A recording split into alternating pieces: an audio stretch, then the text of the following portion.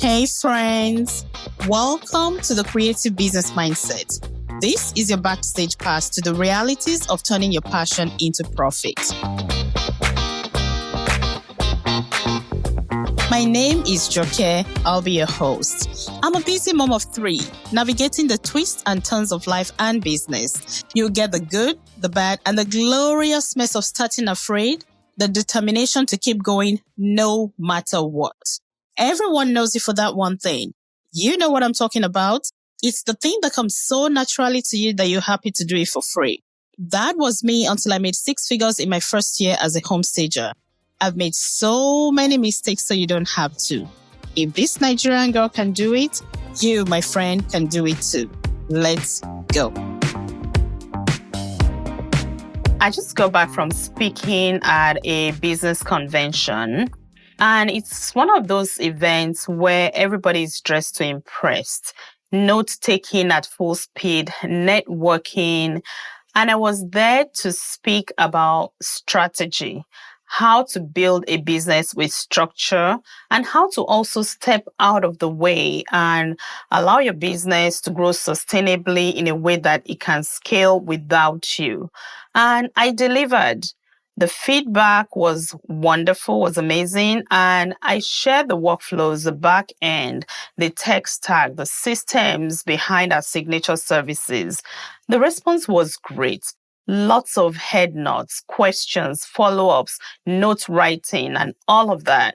And then follow-ups, DMs, and everything. I am thankful for everyone that showed up and realizing that I had something valuable meant so much to me.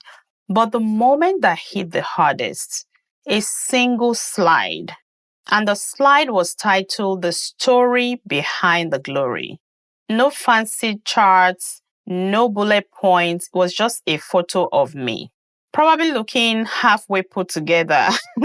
It was just telling the story of the messy middle that most people only talk about after they've made it.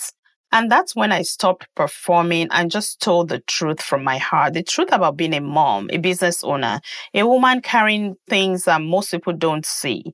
The real reason why I started to build my systems, not because I enjoy tech or I love doing those things, but because it was tied to my why.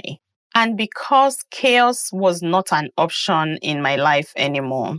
The truth about feeling like I was drowning while also showing up for clients, for projects, for my family, and for people who only saw the polished version of me. And you could feel the shift in the room. That's the part they remembered. That's what they talked about later. One woman came up to me after the class and said, "Thank you for breaking down how you do it, what you do, and how you do it. Now I know what to do to move my business forward." It was very exciting to hear that. But then another woman came up to me and said, "I'm a special needs mom too because I went in and I shared everything." And she said, "You just gave me hope that I could do this, that I can build a business without sacrificing my family." That stopped me because it reminded me this is why I do what I do. I don't just teach strategy. I teach survival. I teach sustainability. I teach what it looks like to build something beautiful without breaking yourself in the process, because I have broken myself and picked myself up. Now, let's talk about the part nobody tells you. Entrepreneurship is lonely. It's a lonely journey, not in a dramatic, poor me kind of way, but in that silent, nobody gets it kind of way. You're the decision maker, the visionary, the service provider, the backup plan, the customer service rep, the IT department, the mover sometimes. You do all the things. And even when you're winning, you can feel like no one sees the weight you're carrying. You're too afraid to slow down because you think it might all fall apart. You're afraid to be vulnerable because you think it might cost you some credibility. And if we're being honest with ourselves, you're afraid that you might not be cut out for this. I have felt all of that. There were seasons I was so overwhelmed, I couldn't even answer a simple "how are you doing?" because I didn't know which version of me was supposed to respond. Was it the mom who missed another school event? The CEO who just landed a new client? the woman who hasn't had a moment to breathe in days. The duality is real. It's like you're living a double life. And if no one has told you this lately, you're not crazy. You're just building something bigger than most people understand. But this is what I have learned. You don't need to choose between being powerful and being present. You don't need to pick ambition over alignment. You can build something that honors both your vision and your humanity. And the key is in building with support. The support of systems, behind the scenes systems and in-person systems, with people who remind you that you're not alone. Because behind every business success is a human being just trying to stay whole. That is why connections matter. That is why storytelling matters. That is why I don't teach the tools. I talk about the truth behind the tools that make it make sense. Because people may come for the strategy. What keeps them, what actually transforms them is the story. So if you're building something and wondering, can I really do this?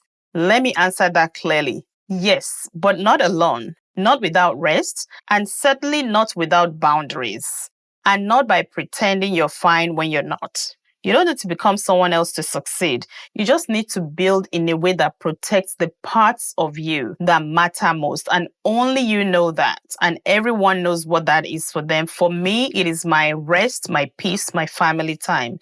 So keep showing up. Keep sharing the parts of your story that feel risky, because that's often the exact part someone else needs to hear. All right, my friends, it's a wrap. You've been listening to the Creative Business Mindset podcast. Remember to share, like, and subscribe. Thank you for listening and keep doing all the things. Until next time.